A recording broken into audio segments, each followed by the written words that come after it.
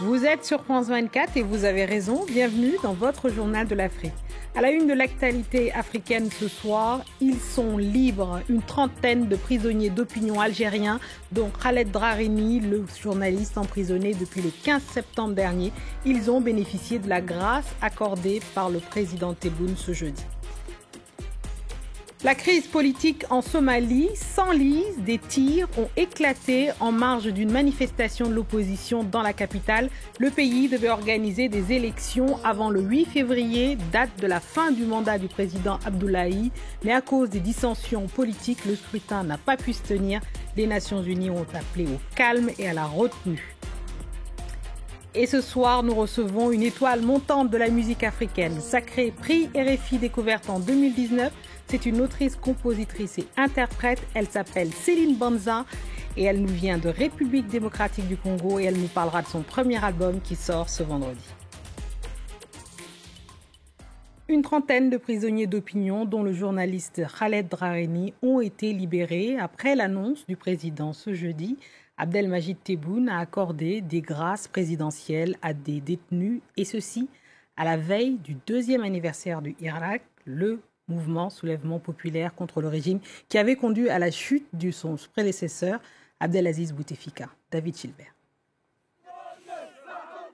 Il était devenu la figure des détenus d'opinion en Algérie. Condamné à 2 ans de prison ferme en septembre dernier, le journaliste Khaled Drareni, correspondant de TV5 Monde et de Reporters sans frontières, a été libéré dans la soirée. En tant que journaliste libre et indépendant, ma cause est celle de tous les journalistes emprisonnés et de tous les prisonniers d'opinion. Nous ne serons libres que lorsque tous les détenus seront libérés. Familles, proches ou militants s'étaient rassemblés dès le début de la journée devant la prison de Koléa, à l'ouest d'Alger.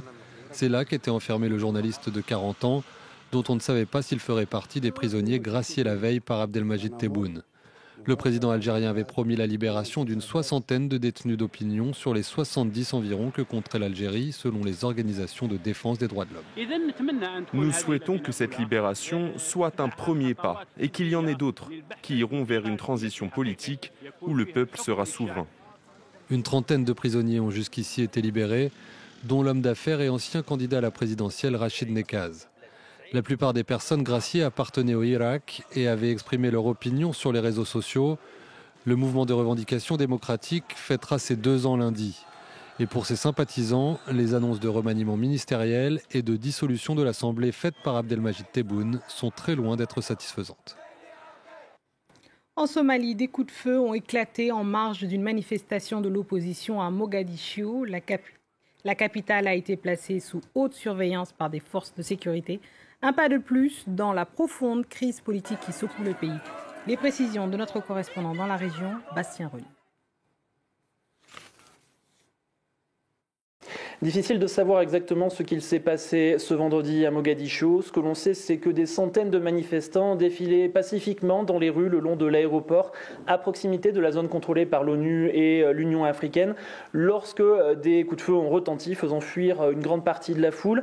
S'en sont suivis des combats entre les gardes du corps des candidats de l'opposition à l'élection présidentielle qui défilaient en tête de cette manifestation et entre les militaires de l'armée gouvernementale. Alors, pourquoi de tels combats ont-ils eu lieu ? Eh bien, on ne le sait pas. Ce qu'on sait, c'est qu'il y a déjà eu des affrontements dans la nuit de jeudi à vendredi entre ces mêmes militaires et ces mêmes milices qui protègent les candidats de l'opposition. Pourquoi une telle tension en Somalie ? Eh bien, une élection législative qui devait aboutir à l'élection d'un nouveau président aurait dû avoir lieu le 8 février dernier. Elle n'a pas été organisée puisque les chefs des différentes régions qui composent la Somalie et le président, Mohamed Abdullahi Farmajo, n'ont pas réussi à tomber d'accord sur la méthode pour organiser ce scrutin. L'opposition dénonce donc un président qui reste en poste illégalement. Il demande son retrait. Il demande la mise en place d'un gouvernement de transition et l'organisation d'élections le plus rapidement possible. Dernier jour de campagne au Niger avant le second tour de la présidentielle qui aura lieu donc ce dimanche. 7,5 millions d'électeurs sont attendus au vote pour départager les 2 derniers candidats en lice. Mahaman Ousmane, ancien président de 1993 à 1996, et Mohamed Bazoum, candidat du parti au pouvoir. Et ce dernier est le dauphin du président actuel, Mahamadou Issoufou, 10 ans au pouvoir, dont nos envoyés spéciaux Khalid Houssi et Bangali Touré vous dressent le bilan.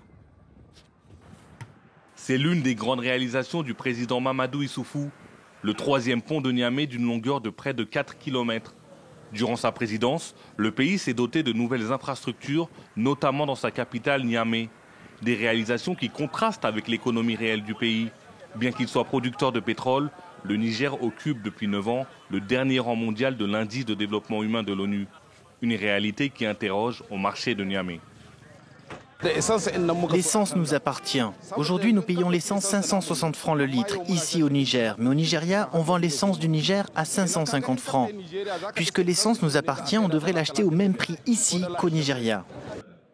Pour Massaoudou Assoumi, l'un des fidèles du président Issoufou, le développement du pays a été freiné par plusieurs facteurs. Nous avons eu un taux de croissance de 6%, malgré le choc sécuritaire, malgré le choc climatique. Malgré ces deux chocs, nous n'avons pas renoncé. Le président Issoufou n'a pas renoncé au développement. Nous avons tenu toujours à avoir un niveau d'investissement très élevé. Pas moins de 300, 400, 500 milliards par an dans le budget. Omar Tchana était ministre sous la présidence de Mamadou Issoufou. Depuis 2017, il est dans les rangs de l'opposition. Selon lui, les affaires de corruption ont gravement entaché le bilan du président sortant. Après 10 ans de présidence du PNDS Taraya, le Niger est toujours dernier. Et l'insécurité s'est accrue et la corruption a atteint des niveaux inégalés. Dans l'affaire de l'aide du ministère de la Défense, on a parlé de 72 milliards, plus de 50 milliards. 72 milliards, vous savez, on peut construire des milliers de classes, des milliers de dispensaires et des milliers de points d'eau. Bien que la Constitution ne l'autorisait pas, le président Issoufou n'a pas cédé à la tentation du 3e mandat, contrairement à certains dirigeants de pays voisins. À la veille du second tour de l'élection présidentielle, les Nigériens attendent avant tout de son successeur une amélioration de leur niveau de vie. On passe au Covid et à ce retournement de position du président tanzanien. John Magufuli a jusqu'ici toujours nié l'existence du Covid-19 et maintenu que son pays avait été épargné par la maladie grâce aux prières. Et ce vendredi, il semble admettre à demi-mot la présence de cette maladie respiratoire sur le territoire. Il assure toutefois que le pays ne fera aucun confinement, le port du masque qui est tabou, bien que de plus en plus visible. Et en janvier, le président avait déjà déclaré les vaccins contre la maladie étaient, je cite, dangereux. Le Kenya, par contre, aurait-il atteint l'immunité collective? L'immunité collective, c'est lorsque suffisamment de personnes d'une population ont contracté le virus et développé des anticorps. Une étude réalisée dans le pays montre que 35% de la ville de Nairobi a été infectée par le coronavirus et pourtant le nombre de morts reste très bas, moins de 2000 en un an. Reportage d'Élodie Cousin et Bastien Renaud. En un an, plus de 102 000 personnes ont été testées positives au coronavirus au Kenya. Un chiffre très éloigné de la réalité selon l'étude de ce chercheur. Rien qu'à Nairobi, 1,5 million de personnes auraient été infectées. Au Kenya et plus généralement en Afrique, on a recensé assez peu de cas. Mais lorsqu'on se penche sur les anticorps, on découvre qu'une personne sur 3 est positive, ce qui est un pourcentage important. Cela montre que le virus s'est beaucoup répandu dans la population, mais que peu de personnes sont tombées malades et ont eu besoin d'aller à l'hôpital. Les quartiers les plus modestes sont aussi les plus touchés. Ici, à Mbakassi, les habitants vivent très proches les uns des autres. 60% ont contracté le virus selon l'étude, de quoi susciter des espoirs d'immunité collective. De moins en moins de personnes semblent y contracter la maladie. En 2020, il y a eu un pic, beaucoup de cas, mais en ce moment, leur nombre diminue. Les chiffres diminuent, on ne reçoit plus de cas, on ne voit plus de gens qui ont des symptômes du Covid-19. Mais pour le docteur Alouoche, considéré comme le père de la pneumologie au Kenya, il est encore trop tôt pour crier victoire. Ces chiffres ne concernant qu'une petite partie de la capitale. Pour que l'immunité collective soit réelle, il faudrait que 75% du monde soit protégé. Il faudrait que dans Nairobi, 75% de la population ait été contaminée. De plus, on ne sait toujours pas combien de temps dure l'immunité au Covid-19. Donc, vous pourriez avoir été infecté sans pour autant savoir si vous êtes immunisé. Il faut donc rester vigilant. Plutôt que de parier sur l'immunité collective, le gouvernement a décidé de miser sur les vaccins. Les premières doses devraient être livrées fin février. Et on passe à la culture. En ce vendredi, nous recevons une autrice, compositrice et interprète congolaise avec une voix merveilleuse, Céline Banza. Merci de nous rejoindre dans le Journal de l'Afrique. Et alors, avant de vous entendre, je propose d'écouter un extrait de votre premier album. Et en fait, le morceau qui vous a fait connaître et grâce auquel vous avez remporté le prix RFI Découverte, ça s'appelle Terembi et vous y affirmez votre valeur en tant que femme. On écoute.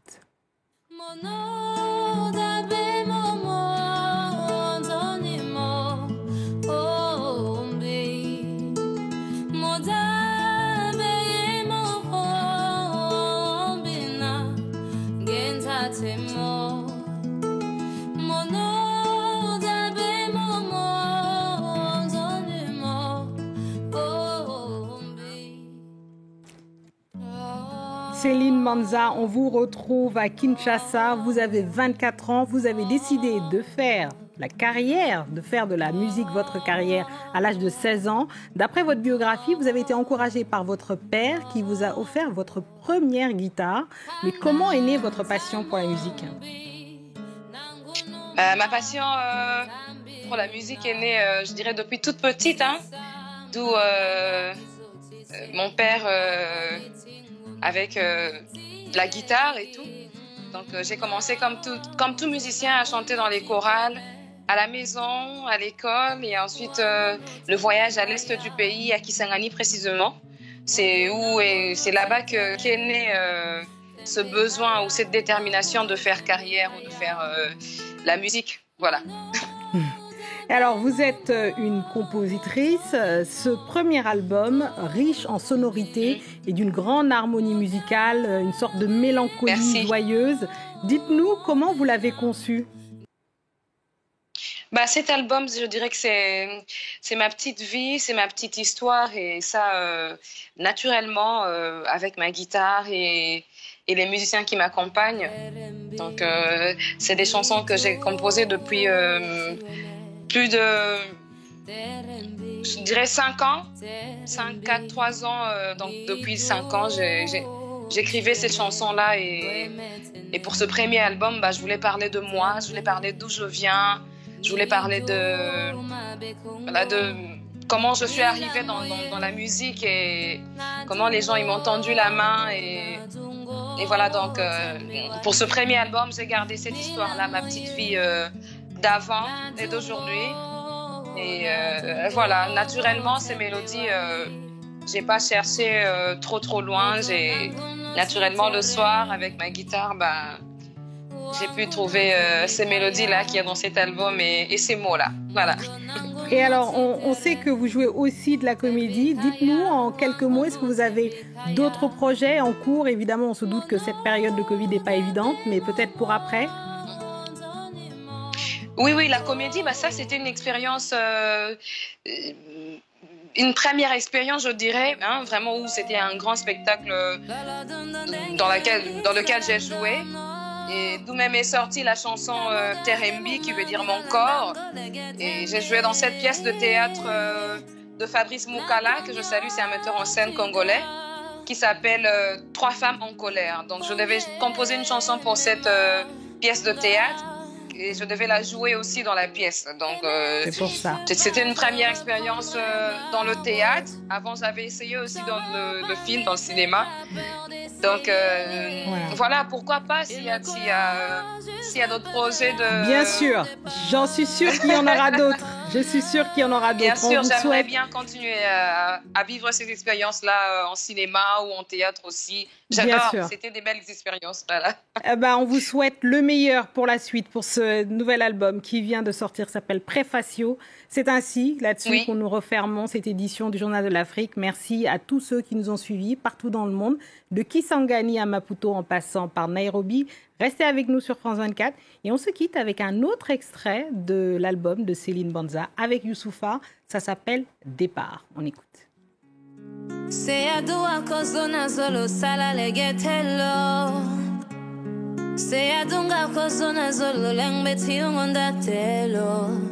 Lolo